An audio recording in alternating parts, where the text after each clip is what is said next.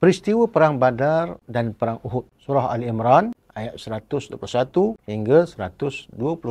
Dalam ayat 121 hingga ayat 129 surah Ali Imran ini, Allah SWT menekankan tentang keimanan, kesabaran dan tawakal kepadanya, terutama dalam konteks Perang Badar dan Perang Uhud. Ayat-ayat ini diturunkan ketika umat Islam menghadapi cabaran yang sangat besar, mengingatkan betapa pentingnya pengharapan terhadap Allah SWT, berdoa, bermunajat, mengharapkan pertolongan Allah SWT dalam situasi yang sukar dan genting. Perang Badar yang merupakan kemenangan awal bagi umat Islam menunjukkan kekuasaan Allah Ta'ala dalam membantu hamba-Nya yang beriman. Sebaliknya, dalam peperangan Uhud yang menyaksikan kekalahan umat Islam, memberikan pengajaran tentang kesabaran dan pentingnya taat kepada arahan ketua, khususnya di waktu itu kepada Nabi SAW untuk mendapatkan kejayaan. Maka hikmah daripada kedua-dua peristiwa ini menunjukkan bahawa Allah SWT sentiasa bersama mereka yang bersabar dan bertawakal, sekaligus memperkuatkan iman umat Islam untuk terus berjuang dan tidak berputus asa dalam menghadapi segala bentuk tugaan. Di samping diperlukan juga strategi